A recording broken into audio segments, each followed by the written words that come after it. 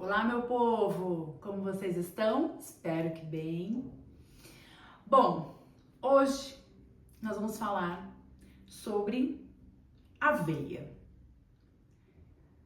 Muitas pessoas aí, né, se perdem um pouco no mercado, tem muitas dúvidas, recebo bastante dúvidas de vocês. Que tipo usar? Farelo, farinha, flocos, quais são as diferenças? Hoje o que mais a gente vê são marcas diferentes na prateleira do mercado, né? E deixando a gente cada vez mais confuso. Então eu vim aqui para esclarecer para vocês o papel de cada uma, como a gente pode fazer o melhor uso de cada uma, de acordo com os nossos objetivos e estratégias para a saúde. E aí vocês podem escolher o que faz mais sentido para vocês, ok? Bom, vamos lá. A aveia. Primeiro ponto da aveia. A aveia, na composição da aveia, ela não tem glúten. Ah, mas lá na embalagem, né, coloca ali, pode conter glúten. Sim, ela pode conter glúten. Por quê? A maioria das fábricas, das empresas, né, de produtos alimentícios, elas fazem a produção manipulam outras coisas, farinha de trigo, né, outros tipos de farinhas. E nas mesmas fábricas, elas também manipulam as aveias. Então, podem ocorrer, que a gente chama de contaminação cruzada. Então, para eles não serem prejudicados, né, para a empresa não ser prejudicada com o consumidor final, uma pessoa que já tem uma sensibilidade ou até uma doença celíaca, principalmente uma doença celíaca, se ela consome um produto que, na verdade, naturalmente não tem, mas não tem glúten, mas ele foi manipulado com produtos que contêm glúten, essa pessoa pode sim ser afetada de forma negativa. Então, eles, para se preservarem, eles já colocam nas embalagens, pode conter glúten, né? Ou contém glúten, porque também pode ter uma outra mistura, enfim.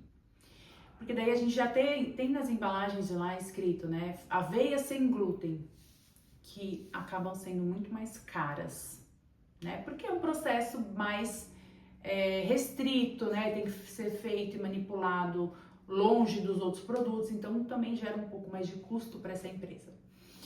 Mas na composição dela não tem o glúten. Então, para você que tem uma sensibilidade ao glúten, não é uma doença celíaca, come de vez em quando, não tem problema nenhum, a aveia pode ser uma boa opção. Uma opção barata, inclusive, tá bom? De você consumir e não ter nenhum problema. Este é o primeiro ponto que eu já gostaria de esclarecer para vocês. Agora vamos ver as diferenças, né? Eu tenho aqui um farelo de aveia, aveia em flocos e a farinha de aveia. Quando a gente fala de emagrecimento, né, e saúde a longo prazo, o farelo de aveia é uma ótima opção. Por quê? O farelo de aveia é feito da casca da aveia.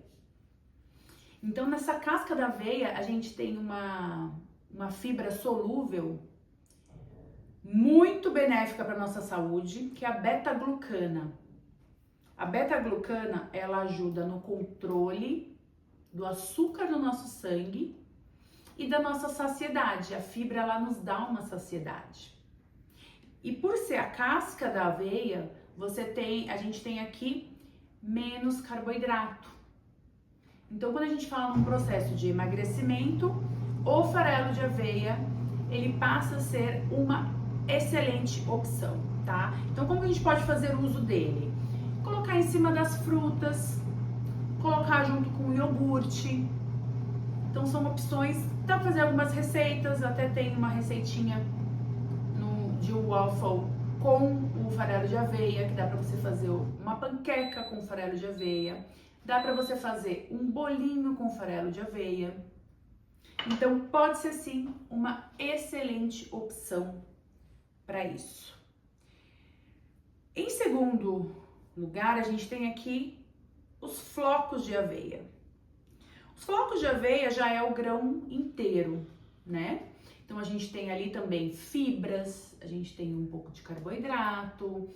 Ele pode ser, ele é muito benéfico quando a gente faz alguns preparos com mingau de aveia, ou até no iogurte. Você pode fazer esses overnights, né? Que você faz a aveia embebecida com leite ou com iogurte, você deixa do dia para noite, né?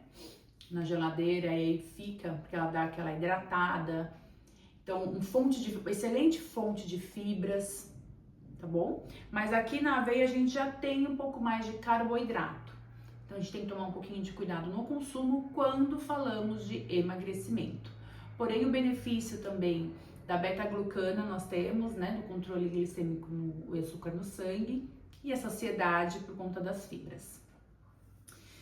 E por último, nós temos aqui a aveia, que ela é totalmente triturada, né, é o grão totalmente triturado, ou seja, nessa trituração a gente perde bastante das fibras, então deixa uma concentração maior de carboidrato.